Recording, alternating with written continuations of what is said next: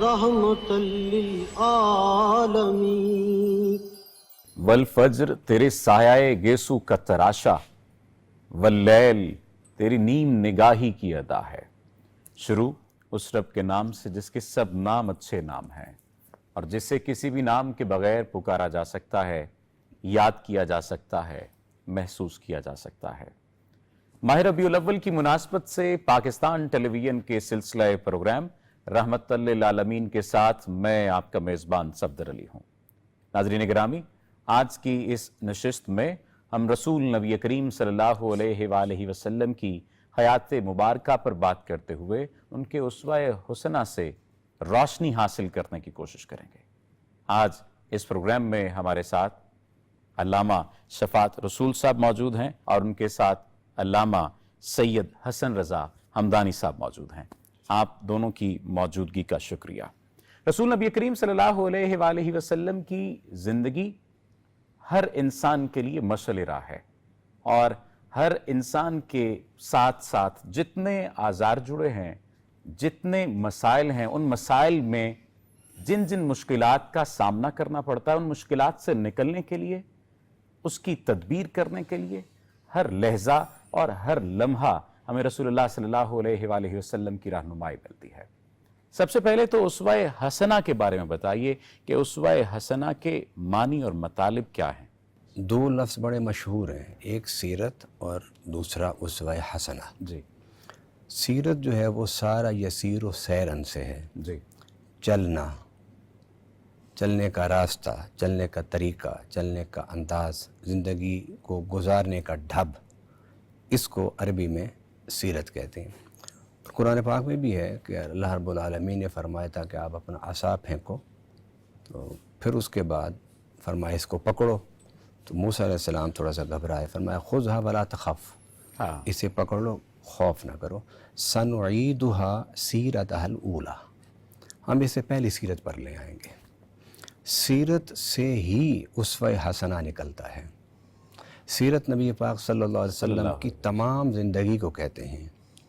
شب و روز کو، غزوات کو، جہاد کو، شادی کو، بیاہ کو، خوشیوں کو، غمیوں کو، سفر کو، حضر کو، اولاد، ازواج کے ساتھ تعلقات، معاملات، ریاستی معاملات، انفرادی معاملات، اجتماعی معاملات، یہ سب سیرت ہے۔ لیکن اسوہ حسنہ کہتے ہیں سیرت کے ان پہلوؤں کو جو قابل عمل ہوں، جو پہلو حضور صلی اللہ علیہ وسلم کی سیرت طیبہ کے قابل عمل ہیں ہمارے لیے، اسے اسوہ حسنہ کہتے ہیں۔ یعنی اسوہ حسنہ ایک مثال، ایک نمونہ، ایک مثالی زندگی، کامل نمونہ۔ اب اس پر میں وضاحت کرتا جاؤں، کیونکہ میں نے لفظ بولا ہے کہ سیرت کے وہ پہلو جو قابل عمل ہوں ان کو اسوہ حسنہ کہتے ہیں۔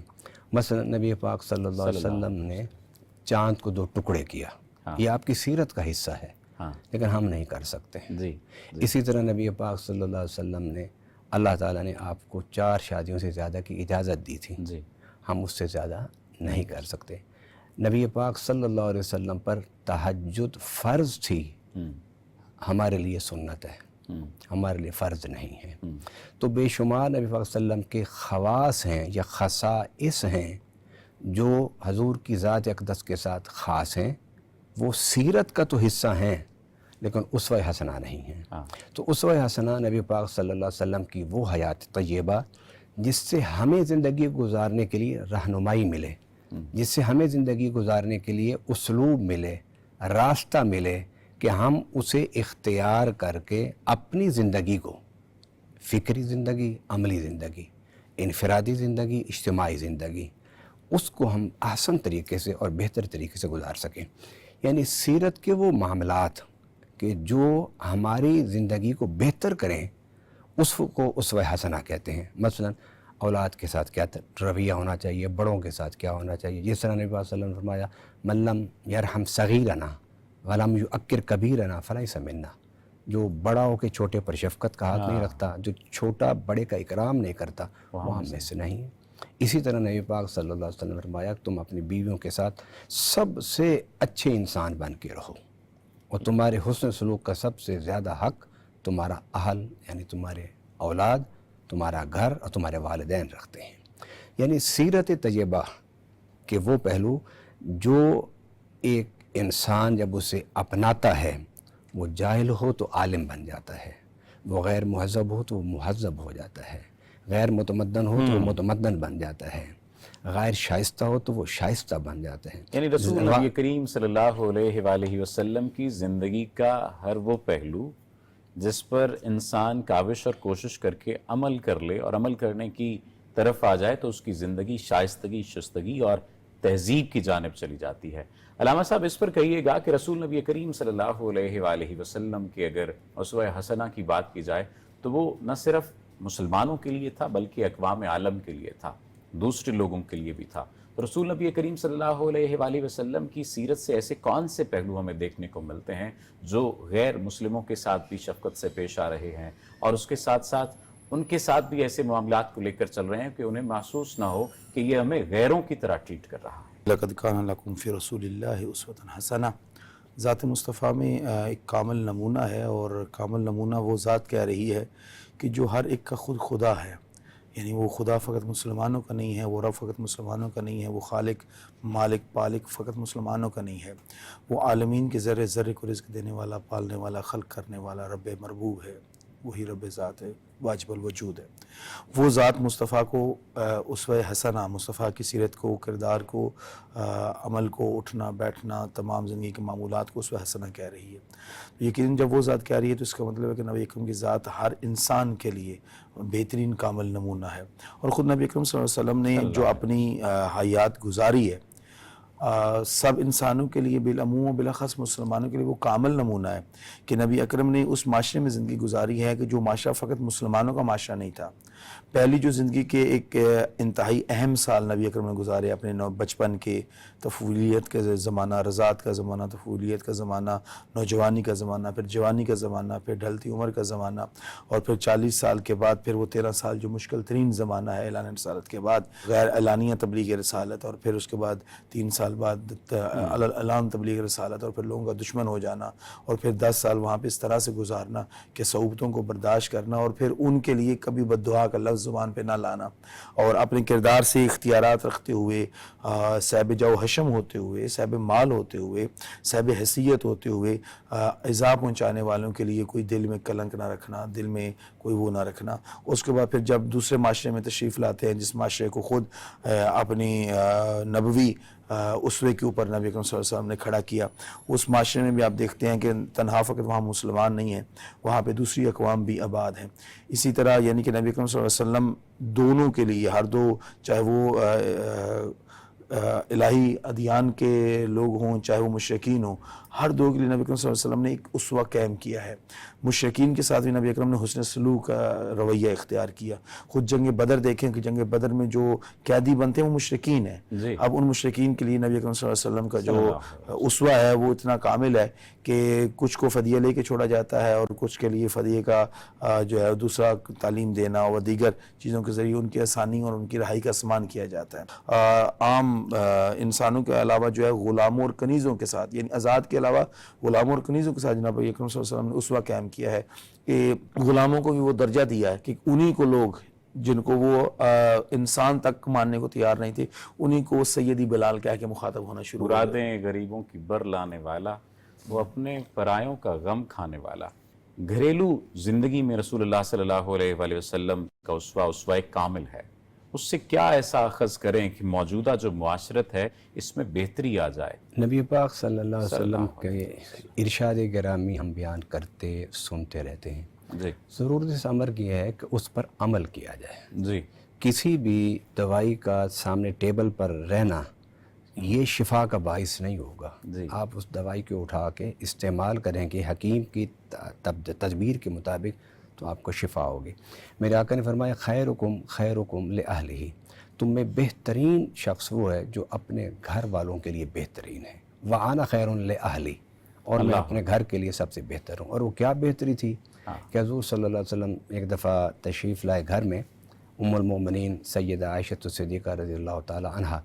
گھر میں تھی، تو آپ نے فرمایا عائشہ مجھے بتاؤ کوئی گھر میں کام بچتا ہو تو میں کر دوں۔ اللہ اکبر۔ عرض کری یا رسول اللہ میری جان آپ پر قربان ہو، کام کافی کر لیا، آپ آرام سے بیٹھیے، میں کر لیتی ہوں۔ تو حضرت عائشہ فرماتی ہیں کہ میرے پوچھے بغیر حضور صلی اللہ علیہ وسلم نے جھاڑو اٹھایا اور حجرہ مبارک میں جھاڑو پھیرنا شروع کر دیا۔ اس لیے اللہ تعالیٰ نے اور قرآن اور سنت میں خاوند کو حاکم نہیں کہا. اگر حاکم حضور گھر میں ہوتے تو جھاڑو اٹھا کے کیوں جھاڑو دیتے گھر کو؟ فرمایا عائشہ تم وہ کام کر لو اور میں یہ کام کر لیتا ہوں. اور احادیث مبارکہ میں ہے کہ حضور صلی اللہ علیہ وسلم حضرت عائشہ صدیقہ رضی اللہ تعالیٰ عنہا سے آپ نے کہا کہ عائشہ کھانا کھا لیے تو باہر چلیں گھومنے پھرنے کو. ہم کھانا کھانے کے بعد دوستوں کے ساتھ گھومنا پھرنا زیادہ پسند کرتے ہیں. بھائی آپ کے سب سے بڑی دوست جو ہے وہ آپ کی ماں ہے، آپ کا باپ ہے، یا آپ کے بیوی اور آپ کے بچے ہیں. جی اہل و عیال. اہل و عیال. حضرت عائشہ صدیقہ گئیں اور حضور صلی اللہ علیہ وسلم کے ساتھ. حضرت عائشہ نے کہا حضور ذرا دوڑ ہو جائے. فرمایا چلو. تو حضور صلی اللہ علیہ وسلم کی عمر مبارک اور جسم مبارک تھوڑا سا فربا تھا اس وقت. حضرت عائشہ جوان تھیں تو وہ آگے نکل گئیں. تو حضرت عائشہ نے کہا رسول اللہ میں جیت گئی ہوں. تو کچھ سالوں کے بعد پھر میرے آقا نے فرمایا چلو عائشہ چلیں باہر. جب باہر گئے تو پھر فرمایا آئی دوڑ پھر ہو جائے. جب دوڑ ہوئی تو حضور آگے نکل گئے. فرمایا آج میں جیت گیا ہوں. پھر ایک حدیث میں ہے کہ حضور صلی اللہ علیہ وسلم دونوں رات کو باہر نکلے تو کچھ لوگ وہ عورتیں تھیں کچھ گا رہی تھیں اور کچھ دف بجا رہی تھیں. تو حضور وہاں کھڑے ہو گئے. حضرت عائشہ صدیقہ حضور کے کندھے پر اپنی ٹوڈی رکھ کے کھڑی ہو گئیں اور کافی دیر دیکھتی رہیں. تو میرے آقا نے فرمایا اما شبیت یا عائشہ، عائشہ بس اب تم سیر ہو گئی ہو. یا رسول اللہ تھوڑا سا اور وقت. اللہ اکبر. وہ نبی کہ جو امام بھی ہے، خطیب بھی ہے، قاضی بھی ہے، جج بھی ہے، حاکم بھی ہے، سارے ذمہ داریوں سپہ سالار بھی ذمہ داریوں کو پورا کرنے والا. آپ دیکھیں تو صحیح اتنی بے پناہ مصروفیات میں سے وہ کس طرح وقت نکال کے اپنے اہل کو دے رہے ہیں. پھر تھوڑی دیر کے بعد پوچھا. پھر حضرت عائشہ صدیقہ نے کہا چلیے یا رسول اللہ ہم چلتے ہیں. میں ایک بات بڑی ضروری کرنا چاہتا ہوں وہ یہ کہ انفرادی زندگی آپ کی اپنی اور میری اپنی ہے، لیکن جب آپ شادی شدہ ہو جاتے ہیں تو اس وقت آپ کی زندگی کے ساتھ کئی زندگیاں جڑ جاتی ہیں. اور شادی سے پہلے بھی آپ کے ساتھ کچھ زندگیاں جڑی ہوتی ہیں اور وہ ماں باپ کی زندگیاں ہوتی ہیں. تو ان زندگیوں کو آپ بہتر بنائیں گے تو اللہ کی نظر میں بہتر ہوں گے. میں علامہ صاحب آپ کے پاس آنا چاہوں گا کہ آپ کے خیال میں رسول نبی کریم صلی اللہ علیہ وآلہ وسلم کی زندگی بطور والد، بطور شوہر، بطور سربراہ خاندان، ہم اس سے کیا ایسا اخذ کریں، اس سے سیکھیں کہ ہماری موجودہ طرز زندگی اور معاشرت بہتر ہو جائے؟ جس طرح سے آپ نے بھی روشنی ڈالی ہے اس پر آپ بھی کہیں. نبی اکرم صلی اللہ علیہ وسلم کی ذات جو ہے وہ چونکہ کنت نبیا آدم بین الماء والطین، جب نبی اکرم صلی اللہ علیہ وسلم کا آپ بچپن دیکھتے ہیں تو اس مرحلے سے لے کر نبی اکرم صلی اللہ علیہ وسلم کے ساتھ بڑے ہونے والے، ان کے حقوق کا خیال بعد میں، اور پھر ان کے ساتھ جو نسبت پانے والے، ان کا احترام جو بعد میں نبی اکرم صلی اللہ علیہ وسلم نے لوگوں کو کر کے دکھایا. تو وہاں پہ یعنی کہ نبی اکرم صلی اللہ علیہ وسلم نے انتہائی اپنا کریمانہ اور شفیقانہ انداز اختیار. ایز اے پیدر، ایز اے فادر، آپ دیکھیں کہ نبی اکرم صلی اللہ علیہ وسلم نے اس شخصیت کی تربیت کی ہے کہ جو 18 سالہ میں اتنا اسوہ کامل ہے کہ رسول اللہ فرماتے ہیں الفاطمہ تو بذات منی. اور پھر وہ حسنین سلام اللہ علیہم کی جو حما کی جو رسول اللہ صلی اللہ علیہ وسلم نے تربیت فرمائی کہ ان کو اپنے شانوں پہ اٹھانا اور پھر گلیوں میں چلنا اور اپنی زلفیں ان کے ہاتھوں میں تھما دینا، اور حضرت ابن خطاب کا جب ان سے کہنا کہ نعم المرکب کتنی اچھی سواری ہے، اور رسول نے فرمایا کہ ابن خطاب یوں نہ کہو کہ سواری کتنی اچھی ہے بلکہ کہو کہ سوار کتنے اچھے ہیں. اور پھر جس طرح نبی اکرم صلی اللہ علیہ وسلم سجدے میں ہونا اور امام حسین کا پشت پہ آ جانا اور پھر ان کے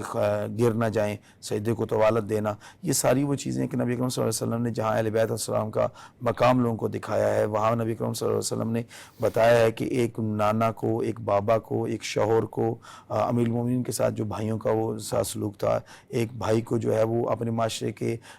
میں رہنے کے لیے کس طرح ہونا چاہیے، ایک انسان کو یہ سارے رشتے نبھانے کے لیے. اور خود پڑوسیوں کے عنوان پہ آپ دیکھیں کہ وہ نبی اکرم صلی اللہ علیہ وسلم کا پڑوسی جو یہودی ہے اور یہودی ہونے کے سبب نبی اکرم صلی اللہ علیہ وسلم سے بغض و کینہ رکھتا ہے، اور بغض و کینہ کے سبب جو ہے وہ نبی اکرم صلی اللہ علیہ وسلم چونکہ گدھے کی لد سے جو ہے وہ بیزاری فرماتے ہیں، ناگواری فرماتے ہیں، تو وہ جان بوجھ کے گدھا جو ہے وہ دیوار کے ساتھ باندھتا ہے. جب وہ مریض ہوتا ہے تو نبی اکرم اس کی عیادت کے لیے جاتے ہیں. اس طرح بے پناہ واقعات ہیں کہ نبی اکرم صلی اللہ علیہ وسلم کے وہ جو خون کے پیاسے تھے، جب وہ نبی اکرم صلی اللہ علیہ وسلم کے زیر نگین ہو گئے تو نبی اکرم صلی اللہ علیہ وسلم نے ان کے گھر کو جو ہے وہ امانگاہ بنا دیا اور ان کو جو ہے وہ معاف کر دیا، حتیٰ کہ حضرت امیر حمزہ سلام اللہ علیہ کا وہ جو خون اور ان کے وہ بے دردی کے ساتھ قتل وہاں تک کہ نبی اکرم صلی اللہ علیہ وسلم نے اس کو بھی درگزر فرما دیا. اور پھر اس میں نبی اکرم صلی اللہ علیہ وسلم کی ساری زندگی آسودگی کی زندگی نہیں ہے, بیچ میں فقر و فاقہ بھی ہے کہ جب جنگوں کے اوپر جنگیں اور پورے فوج کا خرچہ اٹھانا ہے تو ایسے میں گھر میں فاقے بھی آئے ہیں, لیکن ان فاقوں میں بھی نبی اکرم صلی اللہ علیہ وسلم نے اس طرح سے زندگی گزاری ہے کہ ہر منزل کے اوپر ایک انسان کے لیے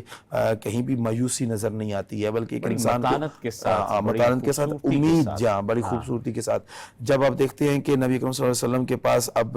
مال و زر بھی آنے لگا ہے اور فتوحات کے نتیجے میں غلام اور کنیزیں بھی آنے لگی ہیں, تو وہ ہستی کے جن کو نبی اکرم سب سے زیادہ چاہتے ہیں, جن کے لیے فرماتے ہیں الفاطمہ بضعۃ منی الفاطمہ منی وانا منہا, وہ شخصیت جب آتی ہیں اور آگے عرض کرتی ہیں کہ بابا آپ سب کو غلام اور کنیزیں بانٹ رہے ہیں تو میرے امور کے لیے بھی کچھ عطا فرما دیجئے, تو نبی اکرم فرماتے ہیں کہ زہرا کنیز چاہیے یا وہ کوئی عمل چاہیے کہ جو میں تجھے عطا کروں, کونین سے کہ ہر شے سے بہتر ہے. تو پھر وہ جو ہر نماز واجب کے بعد ہم تسبیح جناب سیدہ پڑھتے ہیں 34 مرتبہ اللہ اکبر, پھر 33 مرتبہ الحمدللہ, 33 مرتبہ سبحان اللہ, پھر وہ تسبیح تعلیم فرماتے ہیں. بچوں کے ساتھ رسول کا اسوہ, اور یہ تو روایت بہت مشہور ہے کہ نبی صلی اللہ علیہ وسلم فقط اپنے نواسوں کے ساتھ نہیں بلکہ آپ جب مسجد سے نکلتے تھے گھر کی طرف جاتے تھے تو گلی میں کھیلنے والے بچوں کے ساتھ بالکل ان کے شانہ بشانہ اس طرح سے کہ